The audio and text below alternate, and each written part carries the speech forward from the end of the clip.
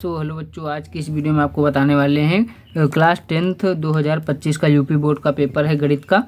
तो इसका कोड क्या है 822 BX इसका कोड है। तो चलिए इस वीडियो को मैं आपको इस पेपर का सारा सॉल्यूशन बताऊंगा कि आपको कैसे मतलब कितने MCQ आपने सही किए हैं और कितने गलत किए हैं। तो चलिए वीडियो को स्टार्ट करते हैं। तो यहाँ पे 70 नंबर का पेपर होता है और 3 घंटे 15 मिनट हमको प्रश्न पत्र पढ़ने के लिए दिए जाते हैं। तो चलते हैं पेपर के अंदर और देखते हैं कैसा पेपर आया है। तो देखो यहाँ पे पहला प्रश्न क्या है कि यदि tan थीटा 3 = 3/4 हो तो कॉस का मान क्या होगा। कॉस का मान कितना होगा, तो ये ए ऑप्शन आपका बिल्कुल सही है कि 4/5 होगा। ठीक है। उसके बाद दूसरा है कि एक पासे को एक बार फेंका जाता है तो सम संख्या आने की प्रायिकता कितनी बार होगी। तो ये कितनी बार होगा, ये 1/2 यानी कि बी ऑप्शन आपका सही है। ठीक है। तीसरा प्रश्न देखो क्या है कि निम्नलिखित में बारंबारता बंटन का माध्यक वर्ग होगा। माध्यक वर्ग कितना होगा आपका सी यानी कि 20 से 30। ठीक है। उसके बाद चौथा प्रश्न देखो क्या है, निम्नलिखित सारणी का बहुलक वर्ग होगा। कौन सा होगा, ये डी। क्यों होगा, क्योंकि सबसे बड़ा यहाँ पे क्या है 11 का यहाँ पे ये एफ मान होता है, उसके ऊपर क्या वर्ग होता है, तो यानी कि ये क्या हो जाएगा 10 से 15। ठीक है। उसके बाद अगला प्रश्न देखो पांचवा प्रश्न क्या है, निम्नलिखित में कौन सी घटना प्रायिकता नहीं हो सकती। तो -1 यानी कि बी आपका सही है, -1 नहीं हो सकती। ठीक है। यदि 3 cot A = 4 है तो 1 - tan² A बटे 1 + tan² A का मान होगा कितना होगा ए यानी कि 7/25 आपका राइट आंसर होगा। ठीक है। आगे प्रश्न देखते हैं। तो सातवां प्रश्न क्या है कि cos 60 का मान क्या होगा, ये तो सबको पता होगा cos 60 का मान 1/2 होता है। ठीक है।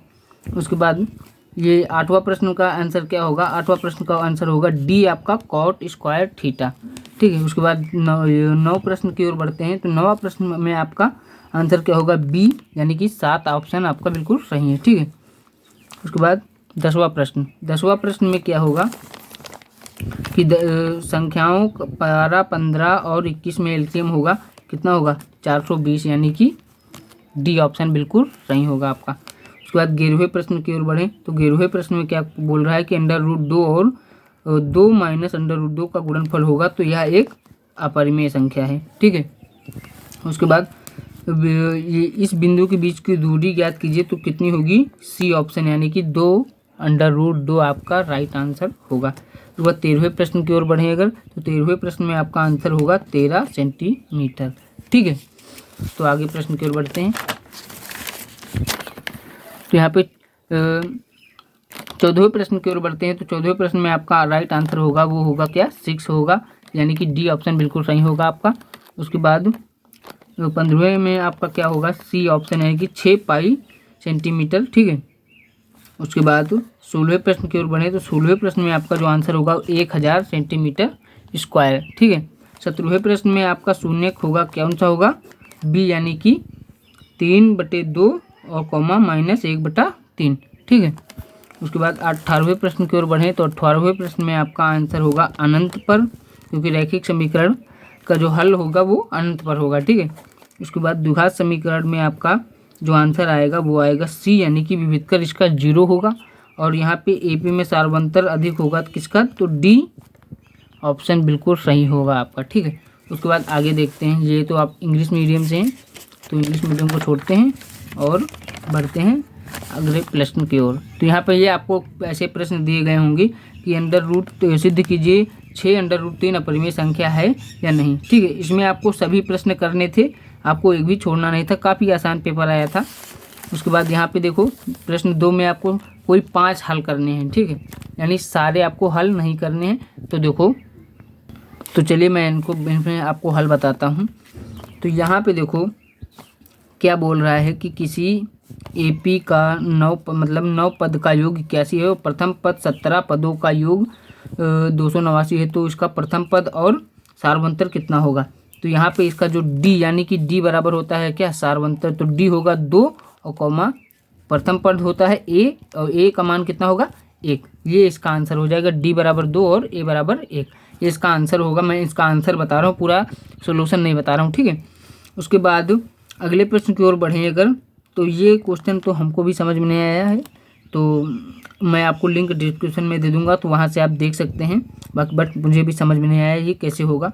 उसके बाद यहाँ पे देखो ये प्रश्न जो है, तो इस प्रश्न में आपको क्या निकालना था, माध्य निकालना था। तो इसका माध्य का आंसर जो होगा वो कितना होगा, x बराबर 69.9, ये इसका आंसर होगा 69.9, ठीक है।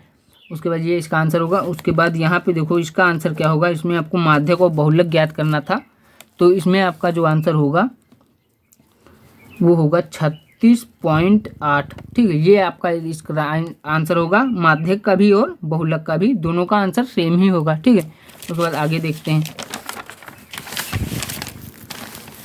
आगे ये तो इंग्लिश का है। उसके बाद यहाँ पे देखो क्या कह रहा है कि कितने क्वेश्चन यहाँ पे हैं आपको, अथवा में 6 नंबर का क्वेश्चन पूछा जा रहा है।